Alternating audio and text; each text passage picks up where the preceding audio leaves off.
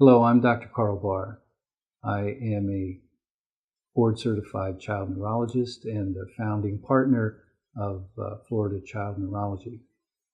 I am the director of child neurology at the Florida Hospital for Children.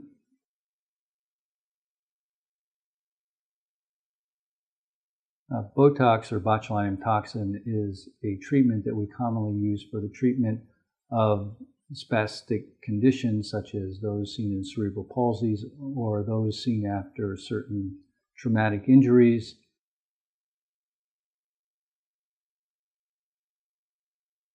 Cerebral palsy is a condition that results in altered muscle mechanics due to a central nervous system cause. The effects on the motor system and on muscles is that they get overstimulated and they have increased tone, which decreases their ability to move normally. This results in spasticity, which affects the way that a person is able to move and walk. What Botox does is it prevents the release of the acetylcholine at that nerve terminal, and so you have no muscle contraction. When you do that, you are weakening the spastic muscle and allowing it to relax some so that movement can then occur more normally.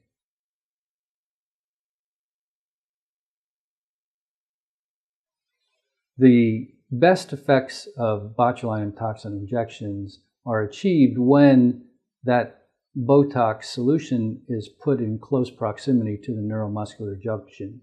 To do that, we have to inject the toxin into the muscle itself. The injection is like any other injection that you would get for a shot, so there is some pain involved with it.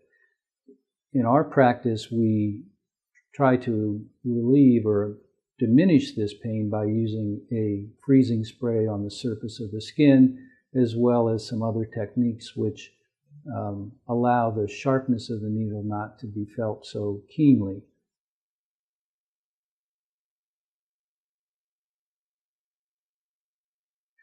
The best time to start Botox is as soon as possible after significant spasticity has been detected. Typically, age 1 is about the earliest that we would begin Botox. I have done it younger than that, but the real key factor is the size of the patient.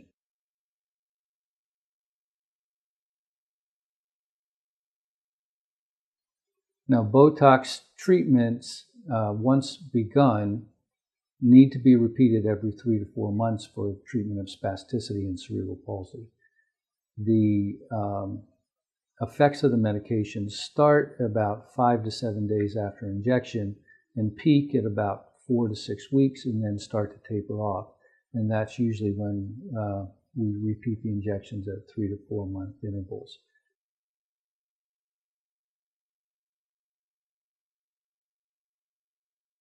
I have personally had experience with using Botox to treat patients since 1998. I have treated thousands of patients by this time and have never experienced any significant side effects or complications. Because the medication is injected, there's always the risk of having pain, having bleeding at the site, bruising, and if you don't calculate your doses correctly, you can cause muscles to be overly weak.